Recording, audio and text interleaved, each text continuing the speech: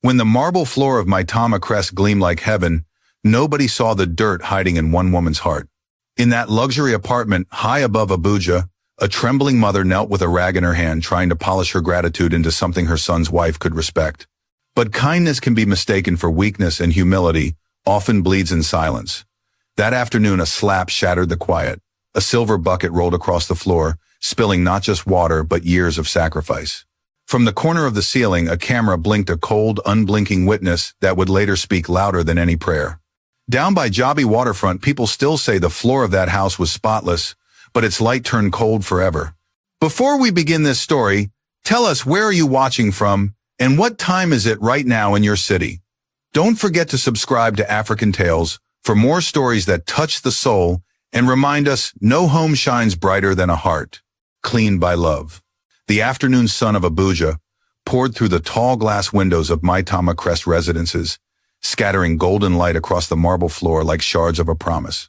The city outside hummed faintly distant horns, echoes of construction, the restless rhythm of ambition. Inside apartment 23B, the silence was so perfect it could break. Then came a sound, the soft, careful squeak of a rag against marble.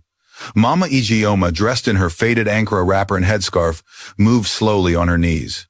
Her wrists trembled, but her strokes were precise, each one filled with the same tenderness she used when feeding her son decades ago by the smoky fire of Jabi waterfront. She had come to this house not to rest, but to feel close to her son's success.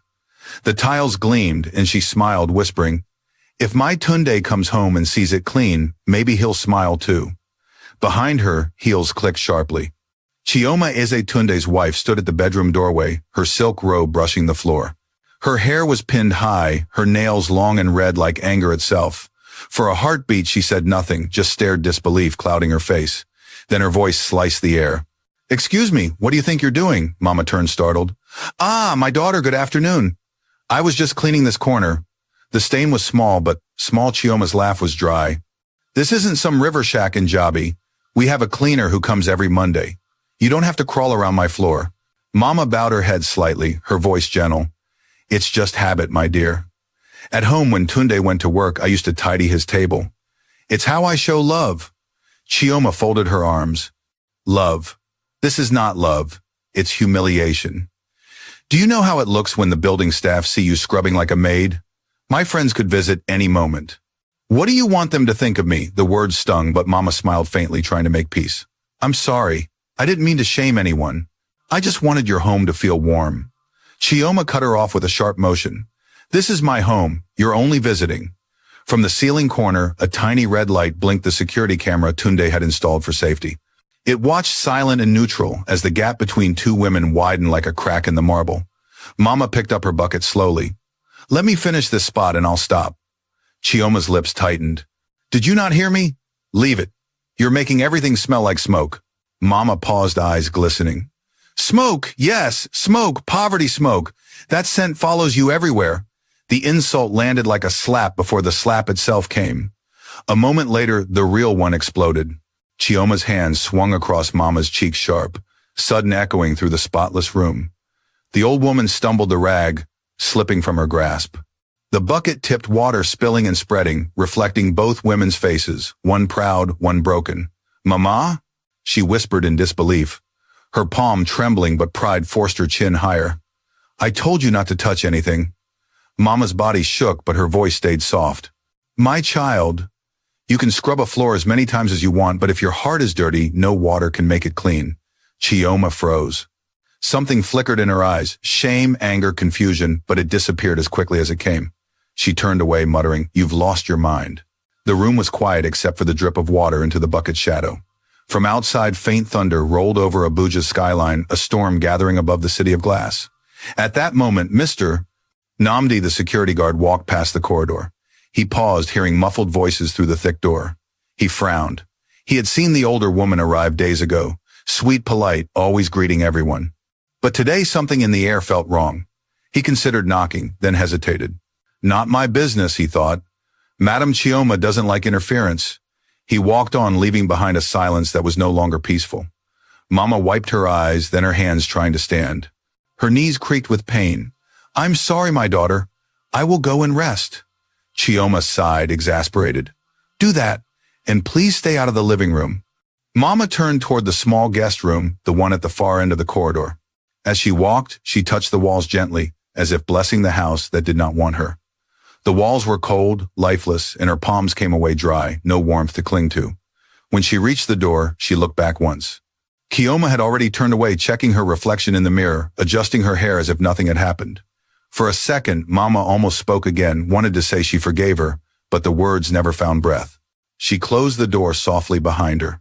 Minutes later, Tunde Okafor's phone buzzed in his office at the international firm downtown. A notification flashed from the home security app, motion detected in living room, 2:47 p.m. He barely noticed. His meeting was about to start. Investors were waiting. He swiped it away. Back at Maitama Crest, the marble was dry again. The house looked perfect, just as Chioma liked it. But perfection had a price, it always did. As the afternoon stretched on, the sun tilted, flooding the apartment in honey-colored light. Chioma sat on the couch, sipping iced coffee, scrolling through social media posts of her friends at Dubai brunches. Somewhere in the guest room, Mama whispered a prayer. Lord, don't let my heart grow bitter. Let me still love her as my own. Her words floated into the still air and disappeared unheard. The camera's red light blinked once more. Steady, patient, remembering. Outside, clouds began to gather over Abuja's skyline. Rain tapped faintly against the windows. And as thunder rumbled in the distance, somewhere between the drip of the last water drop and the hum of the air conditioner, fate quietly took its first breath. By evening, Tunde would come home to two women sitting in separate rooms, divided not by walls but by something far thicker: silence, the kind that can drown love faster than any storm. He would smile, tired from work, unaware that the first crack had already formed in his perfect life. And in the ceiling corner, the camera waited, watching, recording, remembering every flicker of light and every shadow that would soon turn into truth. The morning sun over Jabi waterfront always rose gently, like a mother brushing sleep from her child's face. The air smelled of roasted corn and charcoal smoke. The wooden canoes creaked against each other where the fishermen had tied them before dawn. Between the narrow lanes of the settlement, voices mingled: children, laughing vendors, calling radios, humming faint songs of hope. It was here, in this fragile pocket of Abuja, that Mama Ijeoma built a world out of love and poverty. Her small shack stood near the water's edge, its tin roof patched with bits of aluminum. Every morning she knelt by her charcoal stove, stirring corn porridge in a dented aluminum pot. The smoke curled around her like a shawl.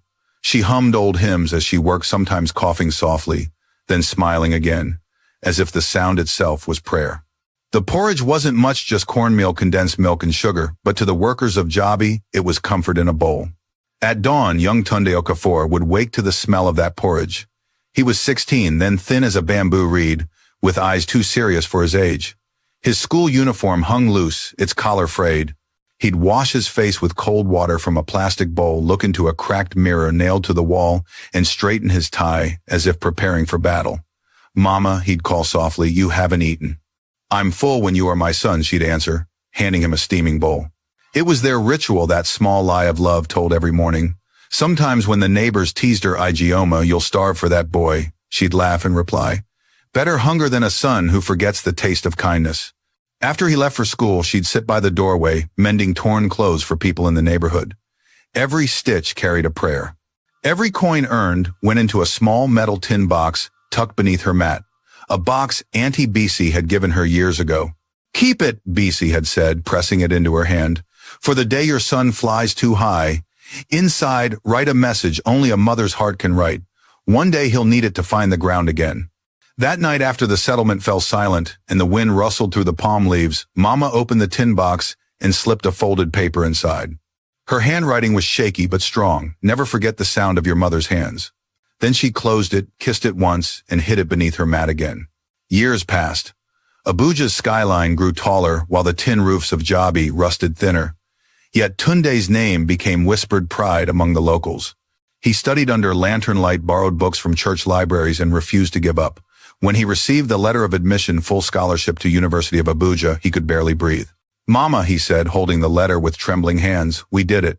She couldn't read it all, but she understood the joy on his face. She hugged him tight, whispering, the road is long, my son, but it will lead you somewhere bright. That night she brought out her hidden savings, a handful of wrinkled Naira notes tied with thread. Let's go to the market tomorrow, she said.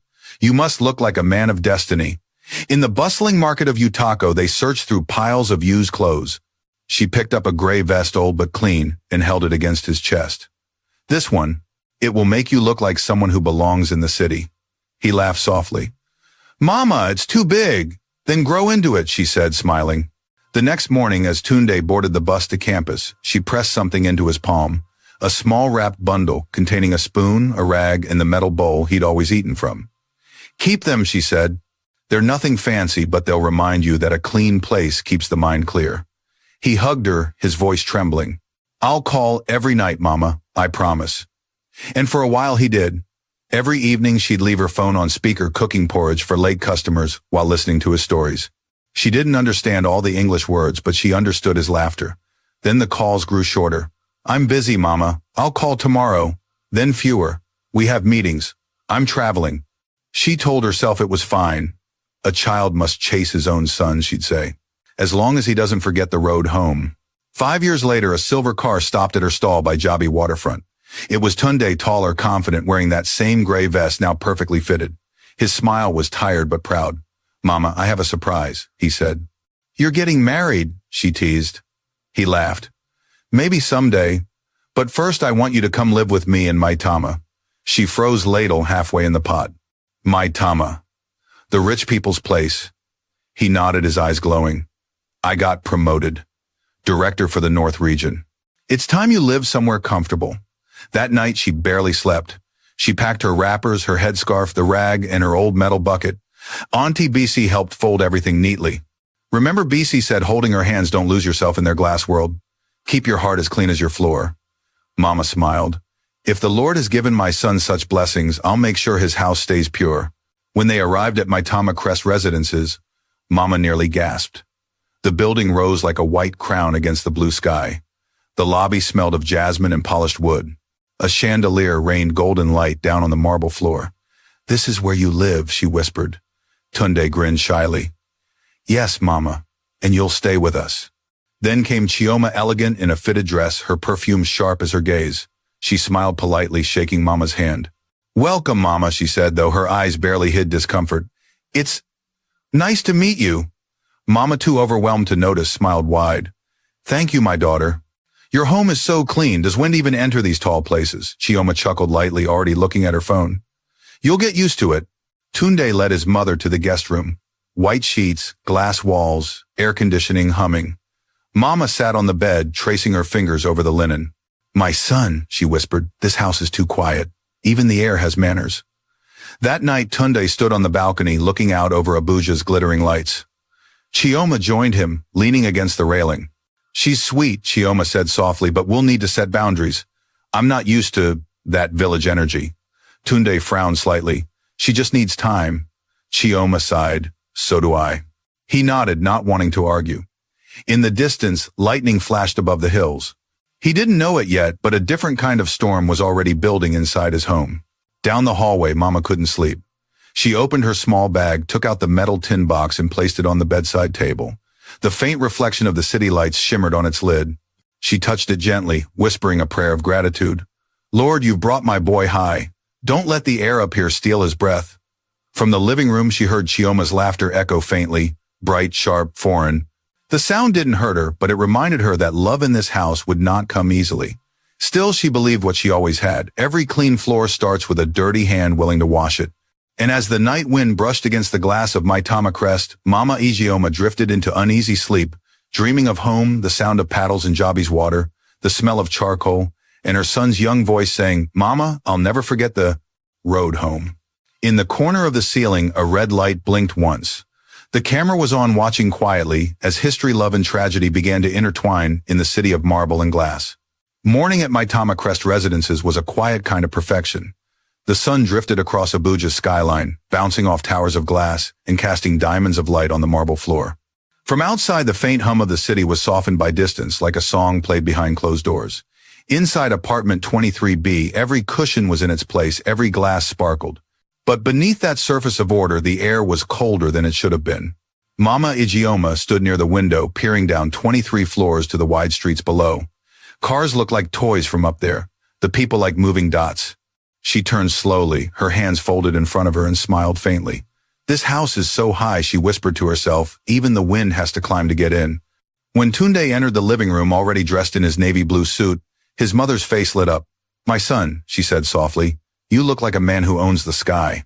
He chuckled, adjusting his tie. "It's just work, Mama. The company expects us to look professional." "You've come far," she said. "When I think of the days in Jabi when your books smelled of charcoal smoke, God is truly good." Tunde smiled, though something in him flinched when she mentioned Jabi. "Those days are behind us now, Mama. You should rest. No more market smoke, no more leaking roofs." She nodded, but her gaze lingered on his face. "I'm proud of you, but don't let the roof over your head make you forget the ground beneath your feet." Before he could reply, Chioma entered the room, her perfume filling the air. She wore a cream silk robe and carried a mug of coffee that steamed like pride itself. "Morning, Mama," she said with a polite smile that didn't quite reach her eyes. "Good morning, my daughter," Mama replied warmly. "Did you sleep well?" Chioma shrugged. "Well enough. I'm not used to having guests so early. Abuja mornings are my quiet time." Tunde looked between them, sensing the tension simmering beneath their smiles. "Chioma, Mama was just saying how peaceful it is here." "Peaceful," Chioma repeated, setting her cup down. "That's one way to put it." The silence stretched. Mama, ever gentle, broke it first. "I'll make breakfast. You two must eat before work." Chioma's tone was light, but her words carried a chill. "Oh, that's not necessary, Mama. We have a housekeeper for that. You're our guest. Please relax." Mama smiled, bowing slightly. "As you wish." But inside she felt an ache that had nothing to do with age. Later that morning, Tunde kissed his wife on the cheek, hugged his mother, and hurried off to work. The door closed behind him with a soft click. The apartment fell silent again except for the whisper of the air conditioner. Mama looked around. The living room gleamed like a museum, white walls, golden accents, glass everywhere. She reached for her small bag, took out her rag and bucket, and knelt beside the sofa. Old habits tugged at her like invisible strings. "I can't just sit while the dust gathers," she murmured. A mother's hands were made to keep her child's home warm. She dipped the rag in the bucket and began to wipe a faint smudge on the glass table. Each movement was slow, rhythmic, a prayer in motion. As she worked, she hummed softly the same lullaby she used to sing in Jabi when Tunde was small. From the bedroom doorway, Chioma watched silently. At first she said nothing. But as Mama moved from the table to the cabinet, Chioma's face tightened. The sight of the old woman kneeling on the floor made her chest constrict, not with pity, but with something ugly or something she didn't want to name. Finally she spoke. "Mama, what are you doing?" Mama looked up, startled. "Ah, Chioma, I didn't know you were there. Just cleaning this corner. I saw a little dust. We have a maid," Chioma interrupted sharply. "You don't need to clean anything," Mama smiled gently. "Old habits die slowly. Back home, I used to clean Tunde's study every morning before he left for school. It made me feel close to him." Chioma sighed, her patience thinning. "This isn't back home, Mama. This is my Tama Crest. There's no need to crawl on the floor." Mama straightened her back slowly, her knees cracking. "Forgive me, my daughter. I didn't mean to offend you." But Chioma wasn't done. "It's not about offense, it's about boundaries. This isn't a village house where everyone does everything. I worked hard to build a life here, clean, quiet, elegant. Please respect that." Her voice trembled at the edge of anger. The words clean and elegant hung in the air like accusations. Mama said nothing. She simply gathered her rag, her bucket, and walked back toward her room. The faint shuffle of her slippers against marble was the only sound left. When she closed the door, Chioma exhaled shakily. She didn't know why the scene bothered her so much. Maybe it was guilt. Maybe it was fear that the past her husband had climbed out of might crawl back in through his mother's hands. She looked around the room again, at the spotless surfaces, the perfect decor, and whispered to herself, "This house must stay bright." But she didn't notice how the brightness had already begun to feel like glare. At the office downtown, Tunde was scrolling through his emails when one caught his eye. The sender, Adaora HR Department. Subject, CSR Program, Elderly Care Outreach Proposal. He clicked it absent-mindedly. The first line read, "We are seeking directors willing to represent the company in a program supporting elderly women in low-income communities. Let us know if you'd be interested." Tunde stared at the screen for a moment. He thought of his mother's hands, how they once scrubbed school uniforms until her knuckles bled. Then he shook the thought away and closed the email. No time for this now, he told himself. At home, Mama sat by the window of her guest room watching the city. She noticed something strange, the way the clouds hung low over Abuja's tall buildings, the way people down below moved so fast as if running from something unseen. She opened her Bible and read quietly, "Better a humble heart in a small house than pride in a palace of glass." That verse stayed with her as she folded her scarf and began to hum again. Evening came. Tunde returned home exhausted. The scent of lavender air freshener filled the room. Chioma greeted him with a kiss and a smile that didn't quite reach her eyes. Mama emerged from her room with slow steps, her wrapper neat, her eyes bright with affection. "My son," she said softly, "welcome home. I made stew. Just a small pot in case you were hungry." Chioma stiffened. "You cooked?" Mama nodded innocently. "Yes, I used the small pot in the corner. I hope it's not a problem." Chioma forced a smile. "Of course not, Mama. But next time please let the maid handle that." Tunde, caught in the middle, glanced between them. "It's fine," he said. "Mama just wanted to help." Help? Chioma's voice cracked slightly. "Or take over my kitchen," Chioma, Tunde said quietly, "please." But she turned away muttering, "Some people don't know when to stop." Mama stood still, the pot of stew trembling in her hands. Then she smiled again, small, tired, forgiving. "It's okay," she said softly. "I'll just keep it warm for tomorrow." Tunde placed a hand on her shoulder, but the warmth between them had cooled. He didn't know which hurt more, the sharpness in his wife's tone or the quiet resignation in his mother's eyes. Later that night, while the city lights of Abuja blinked across the horizon, Mama lay awake. She listened to the faint laughter from the next room. Tunde and Chioma watching a late-night show. It was a laughter that used to belong to her. She turned toward the small tin box on her bedside table and whispered, "Lord, keep his heart soft. Don't let this house turn him to stone." Outside, the wind picked up, brushing against the glass. From the ceiling corner, the red light of the security camera blinked once, still watching, still waiting. In that perfect air-conditioned silence, something invisible began to crack. Morning in Abuja broke with a faint orange light spilling through the curtains of Maitama Crest residences. The air smelled faintly of rain from the night before, fresh, almost forgiving. In apartment 23B, the hum of the air conditioner blended with the soft rhythm of footsteps. Mama Ijeoma was already awake.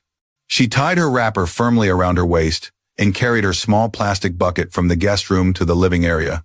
Her joints ached, but she smiled through the pain. She had risen before dawn all her life. It was the hour she felt closest to God. As she filled the bucket at the kitchen sink, the cold water bit at her fingers. She didn't mind.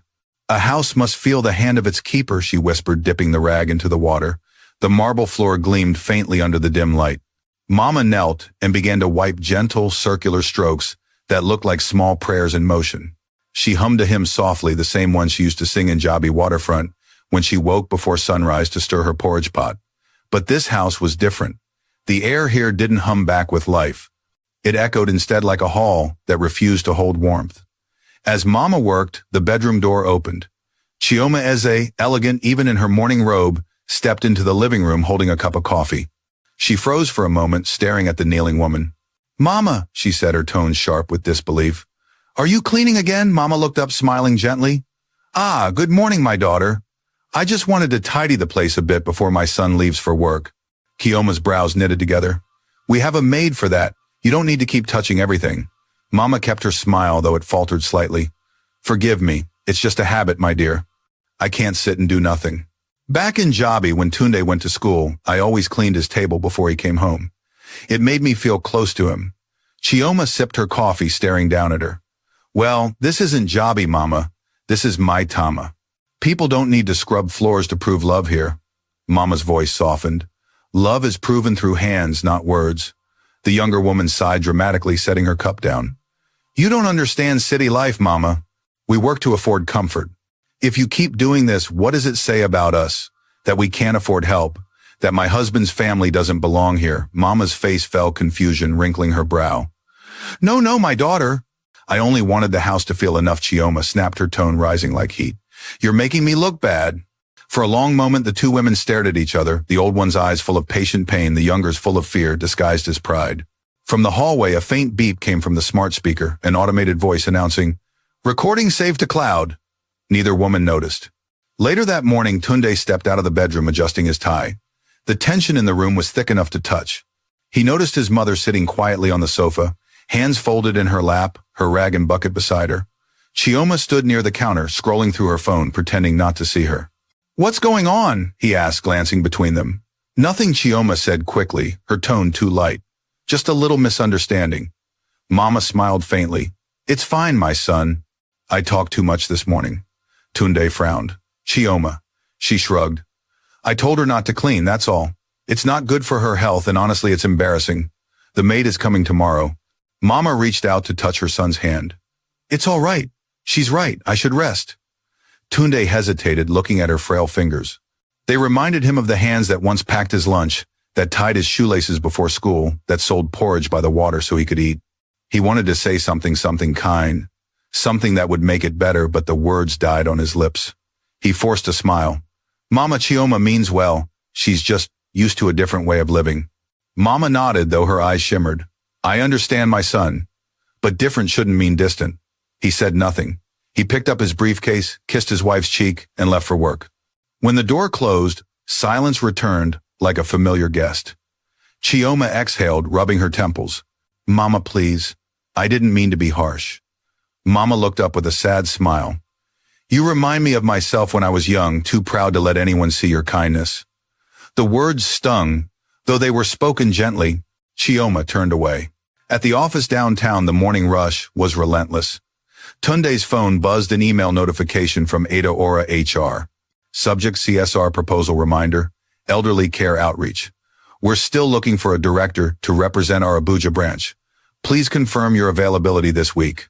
He hovered over the reply button, his finger trembling slightly. For a moment he thought of his mother's silver hair, the way she smiled, even after being scolded. Then he shut his laptop. Not now, he muttered. Later. But later never came soon enough. At Maitama Crest, Mama decided to make lunch. The maid hadn't arrived yet, and she couldn't stand watching time sit idle.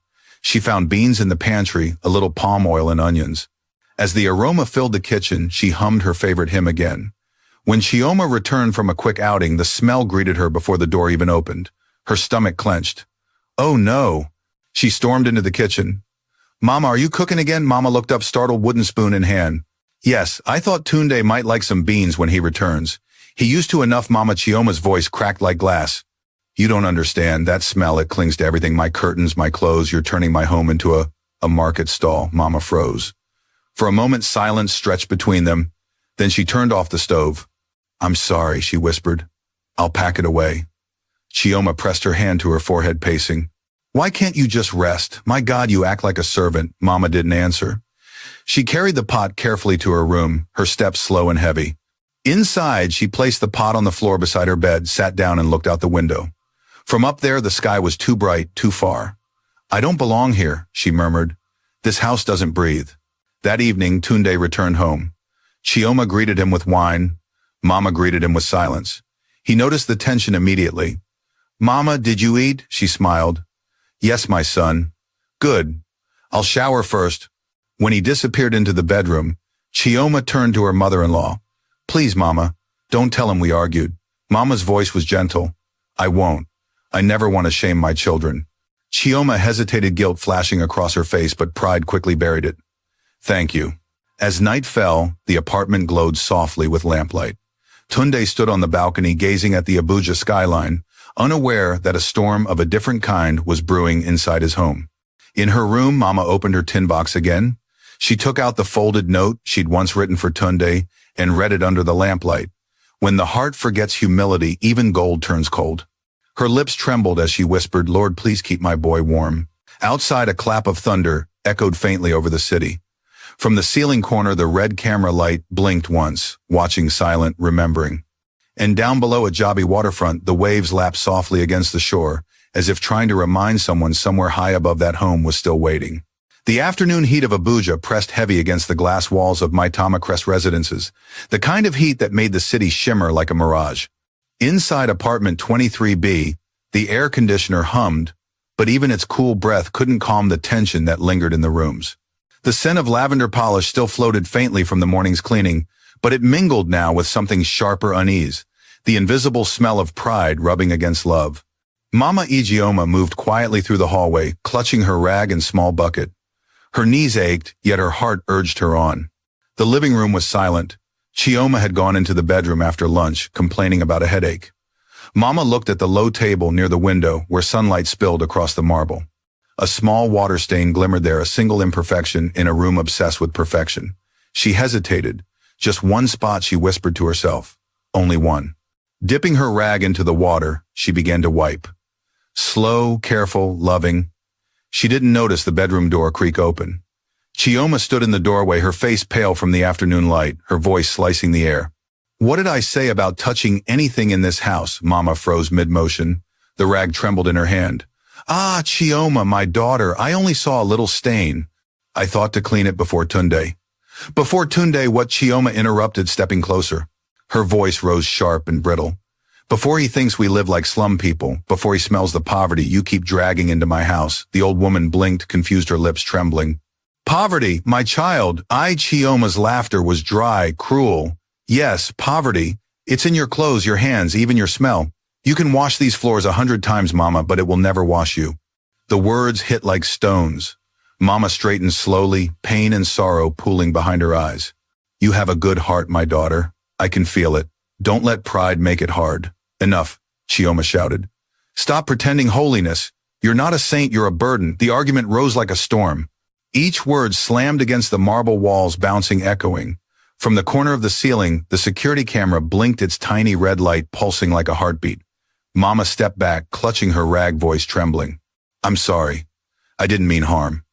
I only wanted my son to feel peace when he returns home. Peace, Chioma sneered. How can there be peace when you're crawling all over my floor like a beggar? She moved closer, her perfume thick in the air. You've made this place smell like charcoal and smoke. Even the walls stink of it, Mama's breath caught. That smell, she whispered, is what fed your husband. It's the scent of the fire that kept him alive. For a split second, Chioma hesitated. The words hit something deep, but pride answered first. Don't lecture me, old woman. The slap came fast, hot, sharp, unthinking. A loud crack split the air. The rag fell from Mama's hand. Water splashed across the floor, spreading like tears. For a heartbeat, neither of them moved. Then Chioma's foot caught the bucket's edge. In sudden anger, she kicked it.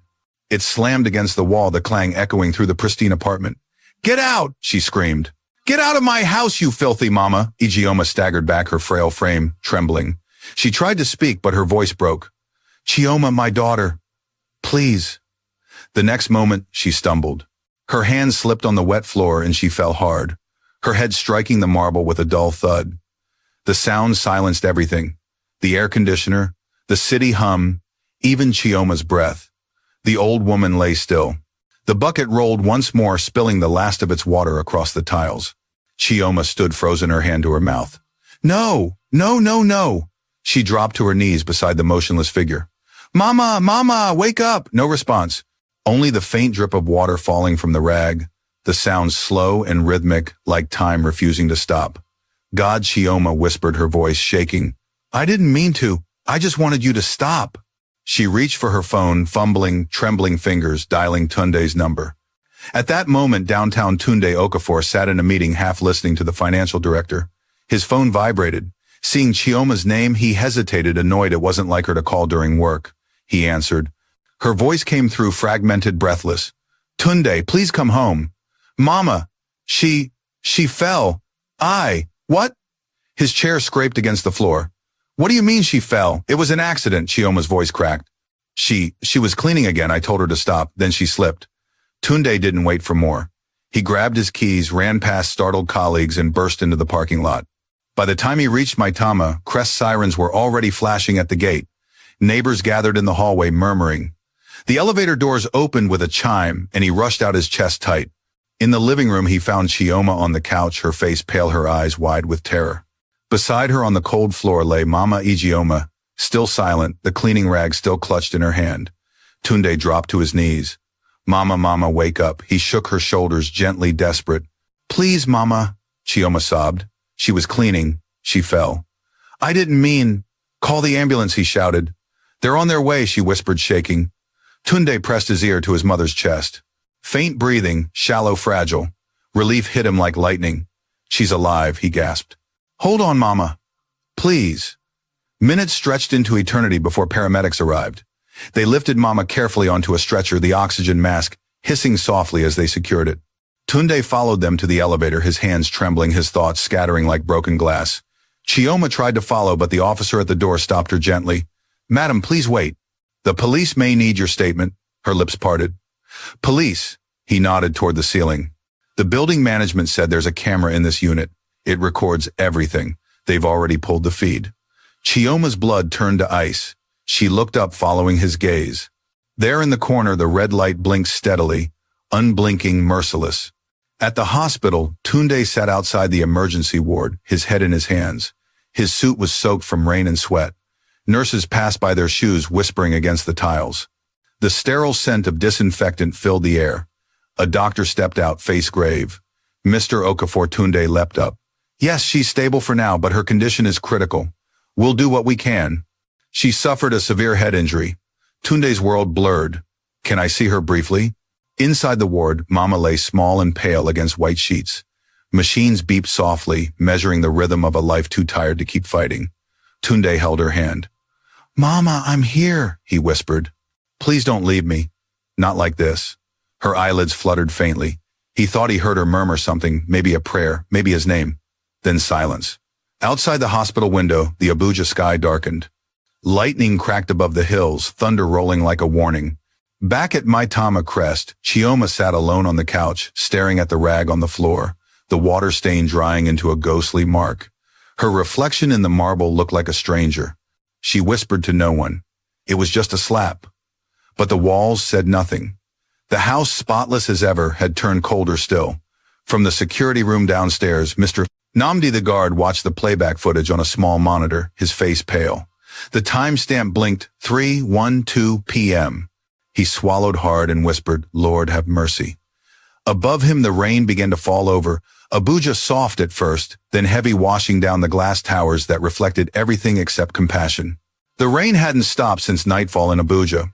It drummed steadily on the glass facade of Maitama Crest residences, streaking the windows with silver lines. The city lights below blurred into watery colors, red, white, and gold.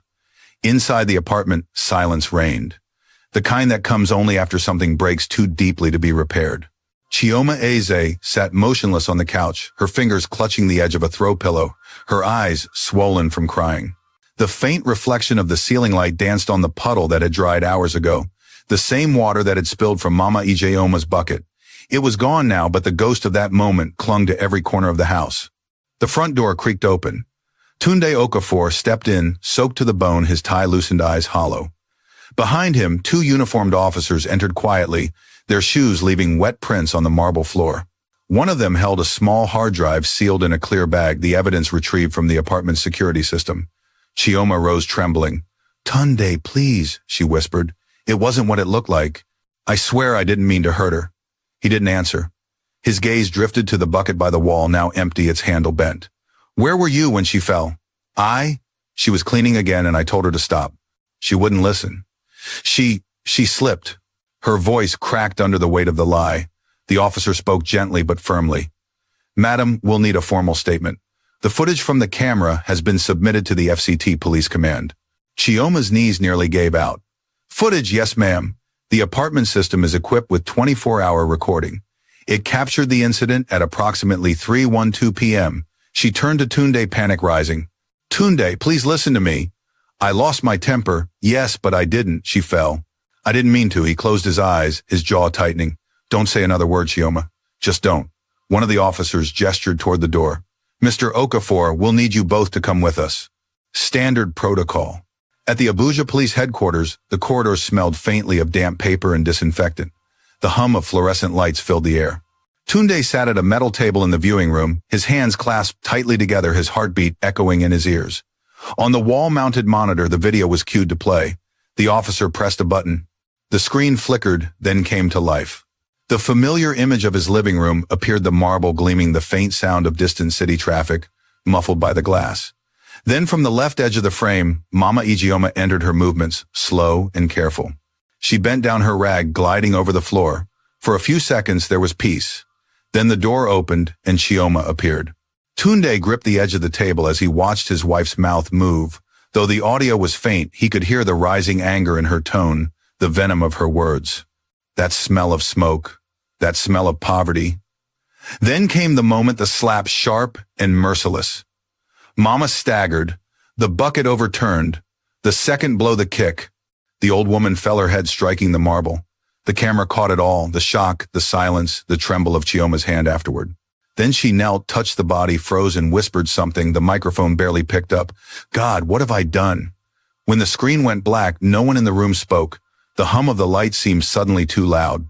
Tunde's shoulders shook. That's my mother, he whispered, voice cracking. That's the woman who sold porridge by the lake so I could wear shoes to school. And his words broke. I left her with this.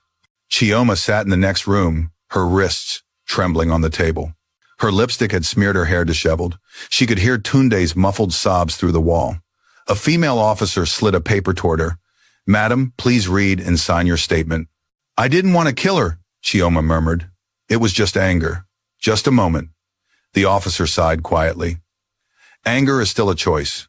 When they finally released Tunde, hours later, dawn was breaking over Abuja. The sky had softened to gray, the rain slowing to a drizzle. He drove in silence, the wipers sweeping back and forth with metronomic sorrow. He parked outside the hospital where Mama Ijeoma lay. The building loomed pale against the morning light. Inside, nurses moved briskly, their shoes whispering on the linoleum. In room 203, the machine still hummed softly. Mama's face was calm, her breathing shallow. Tunde sat beside her, holding her frail hand in both of his. Mama, he whispered, his voice low, broken. They showed me, Mama. I saw everything. I should have protected you. I should have stopped her. Her fingers twitched faintly against his palm. He leaned closer, desperate to hear her voice. My son. It was barely a whisper. Her eyelids fluttered, her lips pale. Don't hate her. Hate. Pride. It's the real thief. Tunde pressed his forehead to her hand, tears slipping down his face. I don't deserve forgiveness. But the heart monitor beeped steady and calm, as if forgiveness had already arrived before he asked. By evening, the story had reached the internet. Someone from the building staff had leaked that the footage existed. The headlines spread fast: elderly mother attacked in Abuja luxury apartment. Director's wife under investigation for assault. Comments exploded across social media: outrage, disbelief, pity, condemnation. Strangers argued over the morality of wealth and the decay of respect. In his office, Tunde's phone rang endlessly. Colleagues, reporters, the company's legal team. He turned it off, unable to face any of them. At home, Mr. Namdi, the security guard, knelt quietly in the chapel corner of his quarters. Lord, he prayed, forgive us all for the times we saw kindness and called it weakness. The next morning, the police summoned Tunde again. Chief Inspector Dan Lottie met him in a small, windowless office. We finished reviewing the footage, the inspector said. It confirms your wife was the aggressor. But Mr. Okafor, there's something else. He slid a file across the table, a transcript from the smart home speaker. The AI assistant picked up the argument before the assault. It recorded her words automatically. Tunde frowned, his heart heavy. Her words. The inspector nodded grimly. You should hear them yourself. He pressed play. The robotic voice echoed through the room, repeating the lines in a detached tone. You'll never wash it off. That smell. That smoke. That poverty. Then silence. Tunde shut his eyes. It wasn't just the slap. It was the contempt, the poison of forgetting where one came from. The inspector spoke gently. We'll proceed with charges, but if your mother's condition worsens, he paused. It could become a homicide case. The words hit like thunder. That night, Tunde sat again by his mother's bedside. The lights were dim, the machine steady. Outside the window, Abuja glowed distant and cold, the towers of glass reflecting nothing but themselves. He took his mother's hand. Mama, I built a life on forgetting. I called it success, but now I see it was pride wearing a suit. A single tear slid from her closed eyes. Her lips moved faintly. Clean. Your heart. The monitors beeped softly. Tunde bowed his head, tears falling freely. I will, Mama. I promise. In that moment, the rain outside stopped. The air stilled heavy with truth. Back at Maitama Crest, the apartment remained spotless marble, shining furniture in place. But in the ceiling corner, the camera's red light blinked one last time before going dark, as if even the machine had seen enough of human sorrow. By dawn, one story was ending and another was waiting to be written. The rain began long before dawn, a steady whisper against the tin roof of St. Matthew's Chapel in Woos. It was the kind of rain Abuja knew well, patient, persistent, cleansing everything except the ache in people's hearts. Inside, the small church candles flickered beside a simple wooden coffin. The scent of wax and lilies filled the air, mingling with grief so thick it felt like mist. Mama Ijeoma lay inside the coffin, her face calm and pale, her hands folded over her chest. The years of hardship had left their traces, faint scars, wrinkles like river lines, but peace softened them now. Her head was wrapped neatly in her favorite blue scarf, and in her hands rested a small aluminum spoon, the one she used for stirring porridge by the Jabi waterfront. Mourners trickled in silently, some from her old neighborhood, women in faded wrappers, men who once bought her breakfast before heading to the docks. They bowed their heads respectfully, whispering prayers for the mother who never stopped working. At the front row sat Tunde Okafor, motionless. His black suit clung to him, soaked from the rain outside. His eyes were swollen, his hands trembling on his knees. Next to him, Kioma sat stiffly, her face pale, her lips bloodless. She wore a black veil, but it could not hide the ruin in her eyes. For 2 days, Mama had fought for her life in the hospital. On the third morning, as the rain began, her heart gave a final sigh. The doctor had said the blow to her head was too much. Tunde hadn't spoken since that moment. The only sound in the chapel was the rain drumming softly against the roof, like 1,000 hands clapping in sorrow. At the pulpit, Pastor Chukwu cleared his throat, his deep voice trembling. Today, he said, we bury not only a mother but a heart that refused to stop loving. In this city of glass and gold, she lived humbly. And though her body rests now, her kindness still walks among us. A murmur rippled through the crowd. A few women wiped their eyes with the corners of their headscarves. Tunde's friend Kola stepped forward from the back of the room. He was tall, soft-spoken, his eyes filled with quiet sympathy. He placed a hand on Tunde's shoulder. Brother, he whispered, the world must know the truth. You can't bury this pain in silence. Let your mother's story speak. Tunde didn't look up. What good will truth do now? She's gone. Kola crouched beside him. Maybe truth won't bring her back, but it can give her peace. There's a video, isn't there? Let it play. Let them see what she endured. At the mention of the video, Chioma's hands tightened into fists. Her breath hitched under the veil. The pastor nodded gently from the altar. If it is God's will for the truth to come to light, then so be it. A projector had been set up on the wall behind the pulpit, a borrowed screen from the church's youth ministry. The faint blue glow flickered to life. The rain softened as if the heavens themselves were holding their breath. The officer from the FCT police stepped forward with a small flash drive. This, he said quietly, is the recording from the camera inside your home. We release it now with your consent. Tunde's voice was hoarse. Play it. The screen came alive. The image was grainy, the perspective high from the ceiling corner, the marble floor gleaming the sofa, casting a shadow. Then there she was, Mama Ijeoma, kneeling with her rag, wiping the floor, smiling faintly as she worked. A few seconds later, Chioma entered the frame. Even through the flicker of the video, her anger looked sharp, her body language tense. The audience held their breath. No one spoke. Then came the slap. The sound of it, amplified through the chapel speakers, echoed across the room. Someone gasped aloud. The old woman stumbled. The bucket spilled. The kick followed. The silence afterward was deafening. On the screen, Mama lay motionless, the rag slipping from her hand. Chioma's mouth moved. No one needed to hear the words to feel their venom. The video ended. The screen went black. For a moment, all that existed was the sound of rain, the flicker of candles, and the weight of shame pressing down like a mountain. Then Tunde stood up. His voice was rough, shaking. You all saw it. He turned toward the coffin. That was my mother, the woman who sold corn porridge, so I could study, who sewed my shirts when we couldn't afford new ones. She never asked for much, only that I never forget where I came from. His voice cracked. And I did. I forgot. I built a house so clean, it had no heart. I let pride grow like mold in the corners. And because I stayed silent, he pointed toward the screen, this happened. The crowd wept quietly. Chioma covered her face, her shoulders shaking. I didn't mean to, she whispered, barely audible. I just wanted her to stop. I was angry. Tunde didn't look at her. He turned toward the altar instead. If there is a hell, it begins when a son fails to protect the woman who gave him life. He knelt beside the coffin, placing his hands on the polished wood. Mother, I let ambition silence compassion. I thought success meant never looking back. But what is success worth if it kills love? The rain grew heavier, pounding the roof like judgment. In the back of the chapel, Auntie Bisi, her wrapper damp from travel, stepped forward, slowly holding something wrapped in cloth. Tunde, she said softly, her voice trembling. Your mother left this with me long ago. She told me to give it to you when the world felt too proud to kneel. She unwrapped the cloth, revealing the tin box, its surface worn, its latch slightly rusted. Tunde's eyes widened. He took it with shaking hands. Her box. She said it carried her last message, BC whispered. Tunde opened it slowly. Inside, folded neatly, was a single piece of paper, yellowed with time. The handwriting was shaky, but careful. My son, if your house ever grows too clean for love, open a window and let kindness back in. Leave a chair in your home for the poor, not so they can rest, but so you remember you once sat there too. Tunde's tears fell freely, now blotting the ink. Mama. Chioma rose unsteadily, her veil slipping. She walked forward, stopped a few feet from the coffin, and fell to her knees. Mother, she sobbed, I don't deserve forgiveness, but if your spirit still watches, please teach me how to love again.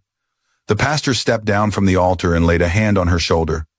Child, he said softly, forgiveness is not earned, it is lived. Outside, thunder rolled across the sky, but the rain began to ease. Light filtered through the chapel windows, turning the air golden and damp. The pastor raised his hands. Let us pray. As the congregation bowed their heads, the sound of weeping mixed with rain, soft and human. And in that moment, Tunde understood something his mother had been teaching all his life, that grief is only love, that has nowhere left to go, and forgiveness is the road that leads it home. When the service ended, the coffin was carried out beneath the gray sky. The rain fell softly again, but this time it felt different, gentler, like a mother's hand on her son's shoulder. At the gate, Tunde looked back at the chapel one last time. The candles inside flickered in the breeze, and for a fleeting second, he thought he saw her, Mama Ijeoma, standing by the door smiling. He blinked and she was gone. Only the rain remained, washing the streets of Wuse clean. The sun rose over Jabi waterfront, golden and soft, breaking through the mist that hovered above the water. The same breeze that once carried the scent of porridge now carried a quiet promise of change. It had been 3 weeks since the funeral in Wuse, but for Tunde Okafor time hadn't moved. Every dawn felt like the same gray morning, his mother's absence echoing louder than the city's noise. He stood at the edge of the settlement where his childhood home once leaned against the wind.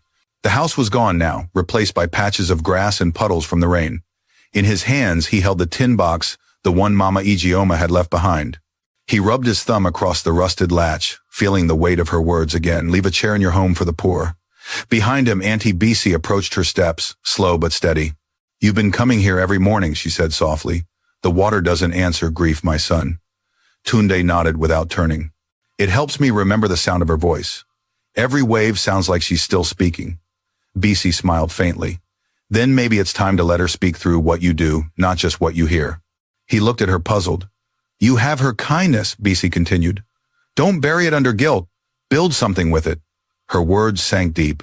That night, under the soft hum of Jabi's streetlights, Tunde unfolded a piece of paper and began to sketch. The drawing was rough, just a rectangle with a roof and a small sign. Above it, he wrote Mama Ijeoma home. 2 months later, where wild grass once grew, the first walls of the shelter rose. The people of Jabi watched in curiosity as volunteers hammered nails and mixed cement. The funds came quietly from Tunde's savings, from colleagues who believed in redemption more than reputation, and from small donations sent anonymously after Mama's story had spread across the internet. Every brick laid carried a name of a mother from the community, Ngozi Halima BC Comfort. By the time the roof went up, there were 50 names, and Tunde carved one more in the center beam, Ijeoma Grace Okafor. The day the shelter opened, the air was full of the smell of cornmeal and palm oil. On the wall above the door, a wooden plaque read, No one who cleans with love is ever dirty. Tunde stood at the entrance wearing a simple white shirt and slippers, greeting everyone who came, elderly women from Jabi, widows from Kuchigoro settlement, children who had lost their parents to floods or hunger. He served them steaming bowls of porridge himself, his hands trembling slightly each time he passed one forward. A local journalist approached him with a camera crew. Sir, are you the same Tunde Okafor from Maitama? The director, Tunde, hesitated. I was he, said finally. Now I'm just a son trying to clean what pride left behind. The journalist lowered her microphone, visibly moved. And what will this place be? A home, he said simply, for those the city has forgotten.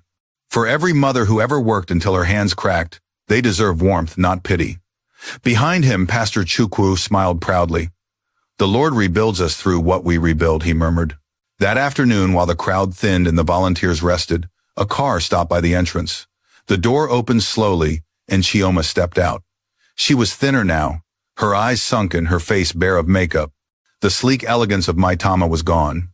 In its place stood a woman stripped of pride, fragile but human again. She clutched a small paper bag as she walked toward the shelter, her heels clicking softly on the dirt. Tunde saw her and froze. Their eyes met hers, filled with guilt, his with quiet exhaustion. "Tunde," she began, her voice barely above a whisper. "I didn't know if I should come. I can't sleep.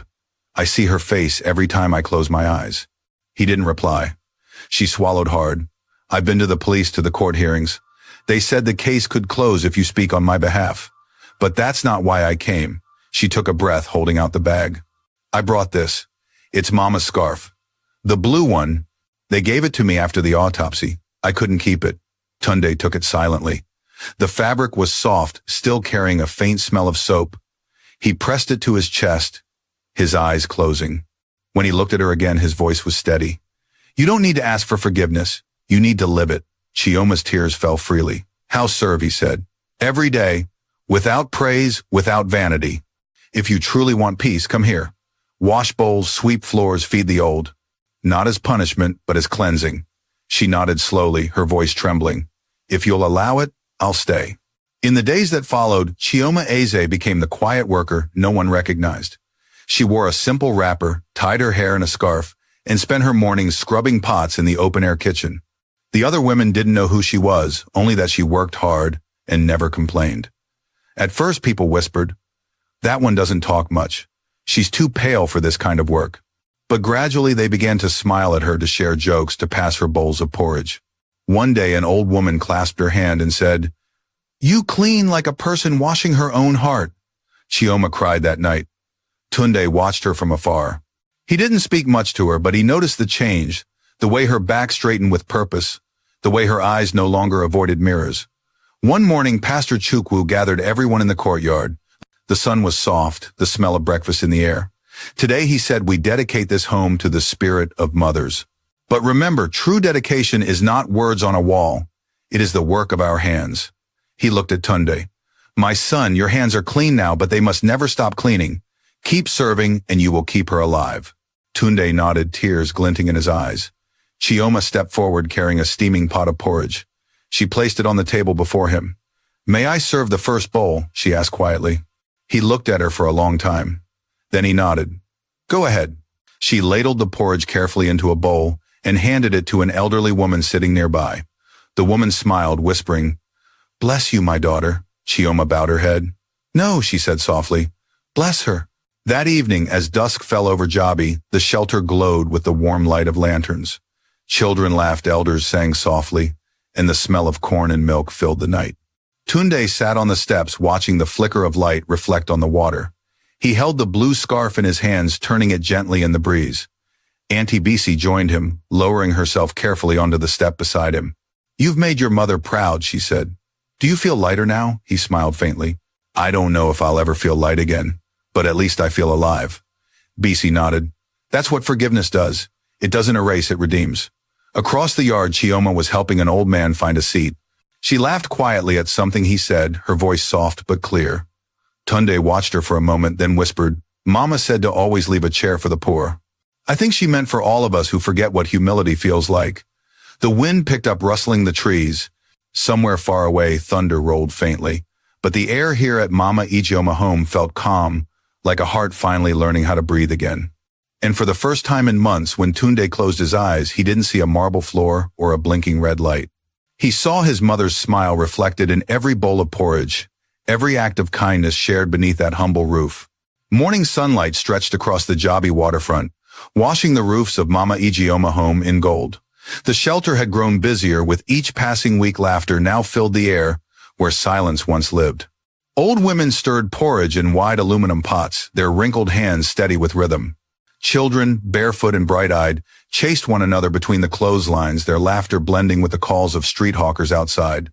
For Tunde Okafor, the home had become a temple, not of religion, but of redemption. He rose before dawn each day, sweeping the courtyard, fetching water, cooking breakfast. The work was endless, but his heart had found peace in every simple motion. Yet even as he served, something inside him kept whispering, "There's more to give." That morning, as he handed out bowls of porridge, he noticed a small boy sitting alone near the gate. The boy's clothes were torn, his knees dusty. He wasn't eating, he was tracing letters in the dirt with a stick. A, B, C. Tunde knelt beside him. What's your name, my son? The boy looked up shyly. Uche, sir. Why aren't you eating? I wanted to finish my writing first, the boy said proudly. I'm learning to spell my name. Tunde smiled softly. And who's teaching you? Uche pointed to one of the older women washing dishes nearby. Mama Ngozi. She said letters are like keys. If I learn enough, they'll open every door. The word struck something deep inside him. He thought of his own childhood, the way his mother used to trace words on old cardboard with charcoal, teaching him to read under a flickering lantern. He remembered how those letters had carried him out of Jabi into glass towers and marble halls. And he remembered how pride had made him forget the woman who first taught him to spell hope. That night, after everyone had gone to sleep, Tunde sat by the riverbank with a notebook. The moonlight fell across the pages as he began to write. His handwriting was uneven, hurried alive. Tomorrow I will start a school. Not for grades or uniforms, but for dignity. Let the poor learn so they'll never have to bow their heads again. He closed the notebook and whispered into the night, Mama, I think I finally understand what you meant by cleaning hearts. Weeks turned into months. Word spread quickly through the settlements. Mama Ijioma's son is teaching. At first there were only 5 children. Uche, 2 girls who sold oranges by the roadside, and a pair of brothers who worked carrying buckets of water. They gathered in the shelter courtyard, sitting on old wooden benches. Tunde found an abandoned blackboard, cleaned it, and nailed it to the wall.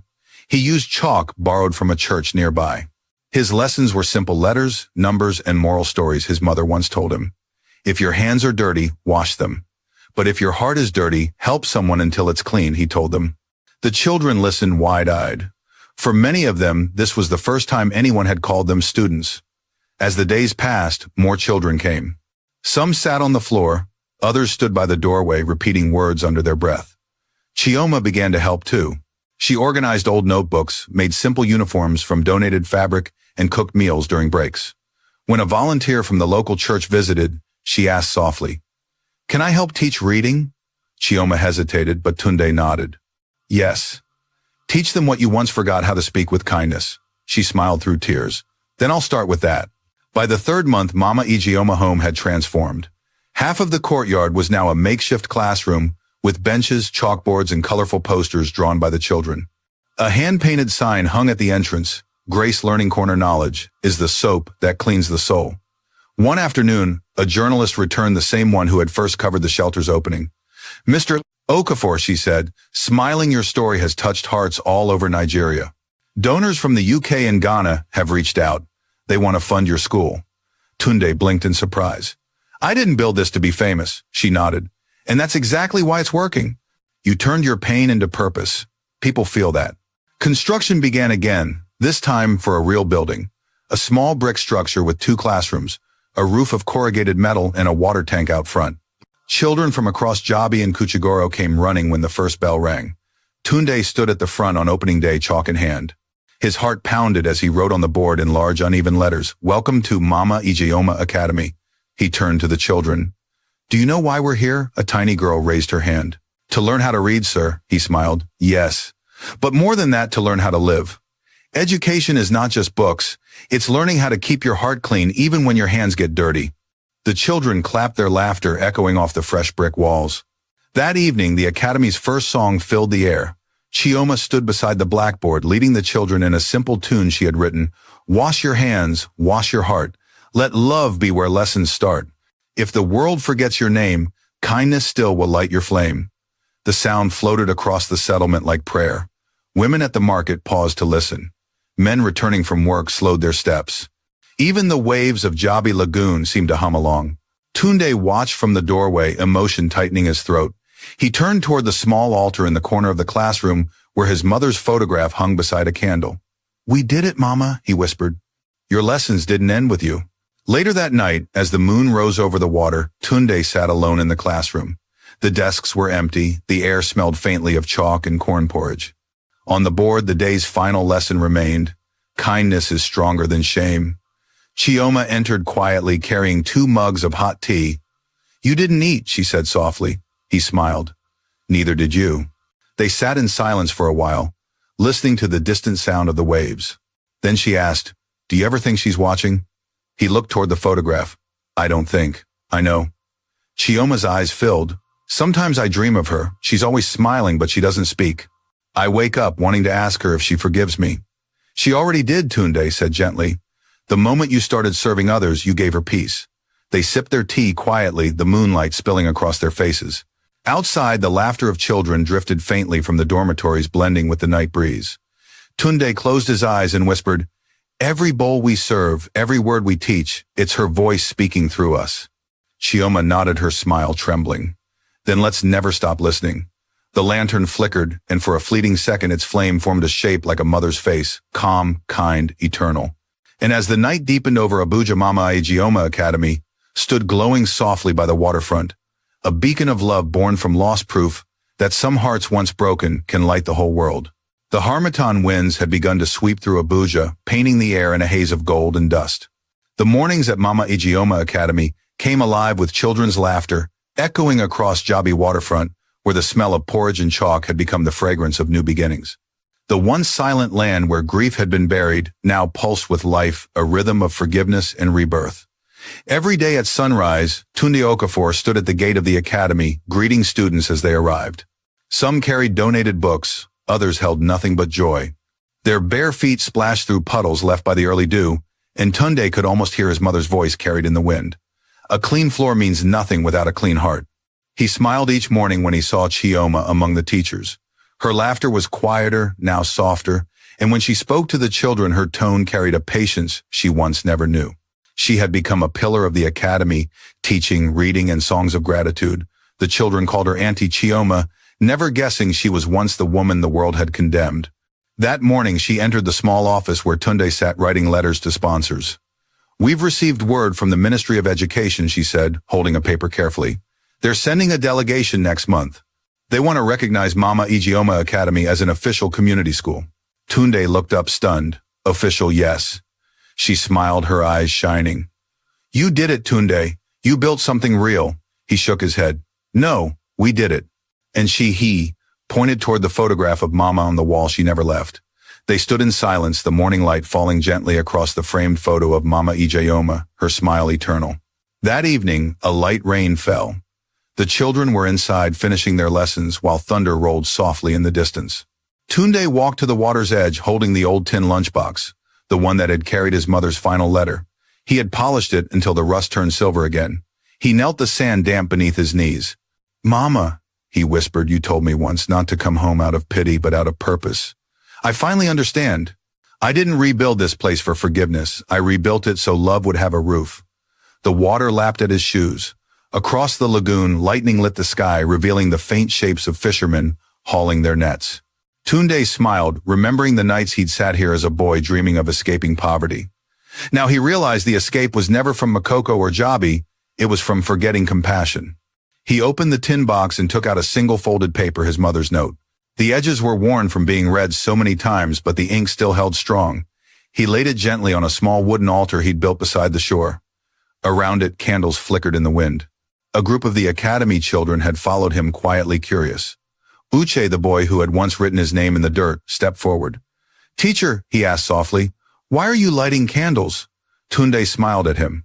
"Because light remembers what darkness forgets. These candles are for every mother who works so her child could rise." Uche looked up. "Like Mama Ijeoma," "Yes," Tunde said, his voice breaking. "Like Mama Ijeoma." Days later, the academy held its first graduation ceremony, a simple affair under a canvas tent decorated with palm leaves and chalk-painted signs. The students wore white shirts donated by local churches. The stage was a few wooden planks, and the audience sat on borrowed chairs. Yet it felt grander than any event Tunde had ever attended in the glass towers of Maitama. Pastor Chukwu opened the ceremony with prayer. "These children," he said, his voice booming through the microphone, "are not born of wealth but of grace. Their education is built from a mother's tears and a son's repentance. Let this place remind us knowledge is sacred when it is washed in humility." Applause filled the tent. The children sang songs of thanks, their voices bright and pure. When Uche stepped forward to recite a poem he had written, silence fell again. "A mother's hands are rivers, they wash the world and leave no stain. We walk their path forever, through joy, through loss, through rain." When he finished, even the older women in the audience wiped their eyes. Tunde rose slowly from his seat, taking the microphone. "When I was young," he began, "I thought success meant escaping this place. But I've learned that success isn't measured by how far you run. It's measured by how many you lift when you return. He looked at the crowd, his voice trembling. I once let pride kill the love that raised me. But now through these children, through every lesson taught in this humble classroom, my mother lives again. Her hands built this school even from the grave. The applause that followed wasn't loud. It was the quiet, reverent kind, filled with tears and smiles. After the ceremony, Chioma approached him, holding a new plaque she had commissioned. The wood was smooth, the letters carved deep, Mama Ijeoma Academy, where every lesson begins with love. Tunde ran his fingers over the words, his eyes misting. It's perfect. Chioma hesitated. I want to thank you, she said softly. For letting me atone. You don't owe me thanks, he replied. You're doing what she would have wanted, turning pain into care. She smiled faintly. Do you think she forgives me? He looked toward the sky where the sunset glowed orange and purple. I think she's the one who brought you here. Months later, the Academy's reputation spread beyond Abuja. Non-profit organizations visited. Newspapers ran stories titled, From Tragedy to Triumph, the son who built his mother's dream.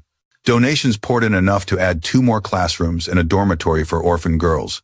But Tunde never let it change him. Each morning he still swept the courtyard himself, and each night he sat by the altar beside the lagoon whispering prayers into the wind.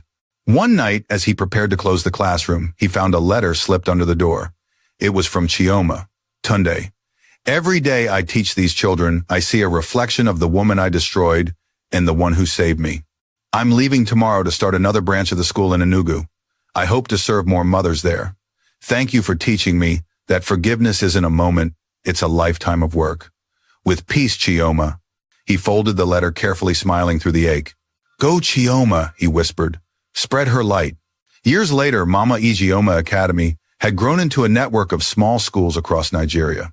But in the original building at Jabi, a single photograph still hung on the wall, the same one of Mama smiling softly, her hands folded as if in prayer. Beneath it, a new inscription read, Clean floors fade, clean hearts endure. On the anniversary of her death, Tunde stood once more at the water's edge. The children gathered around him. He opened the tin box one last time and released its contents, a handful of white flower petals, into the breeze. They floated over the water, catching the morning light. He smiled. Mama, you said to leave a chair for the poor. I built a school instead. I hope it's enough. As the petals drifted away, a gentle gust of wind brushed his face, warm and familiar. And in that quiet moment, Tunde heard her voice, soft, tender, eternal. You cleaned it, my son. Not the floor, but your heart. The wind carried her whisper across the water, through the laughter of children, through the walls of the school built from sorrow and grace. And as the sun rose higher over Abuja, its golden light shimmered on the roof of Mama Ijeoma Academy, proof that some stories don't end with death, they bloom into legacy.